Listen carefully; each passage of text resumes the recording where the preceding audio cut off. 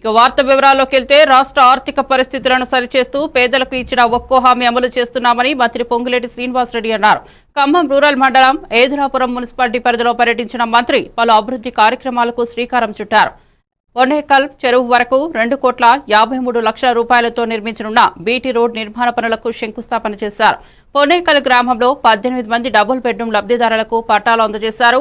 ఆధునీకరించిన Khammam rural police స్టేషన్ను స్థానిక MP Ramasahayam Raghurama Reddy, police commissioner Sunil దత్తో కలిసి మంత్రి పొంగులేటి ప్రారంభించారు. ఈ సందర్భంగా మంత్రి మాట్లాడుతూ ప్రజల ఆశీర్వాదంతో ప్రభుత్వ పాలన వచ్చిందని, పేదలకు అండగా ఉండాలని సీఎం రేవంత్ రెడ్డి నాయకత్వంలో రెవెన్యూ శాఖ మంత్రి శ్రీనివాసరెడ్డి గారు ఇప్పుడే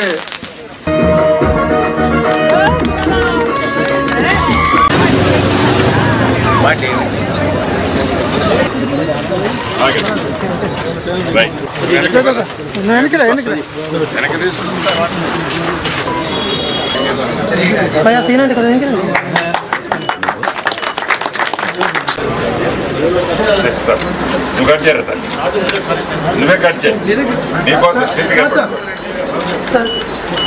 ఆల్ ది బెస్ట్ రా బిడ్డ.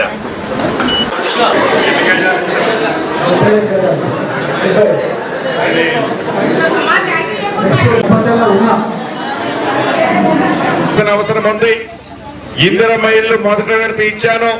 ఆ శాఖ మంత్రిగా మీకు ఒకటే హామీ ఇస్తున్నాను. ఏదో గత ప్రభుత్వంలాగా ఇల్లు ఇచ్చాము అయిపోయిందనే కార్యక్రమం కాకుండా ఇచ్చిన మాట ప్రకారం తూచా తప్పకుండా ప్రతి గ్రామంలో పేదవాడికి ఇందిరమ్మ ఇల్లు అర్హులైన వాళ్ళకి ఇచ్చే బాధ్యత నాది. మొదటి విడత ఇచ్చాం.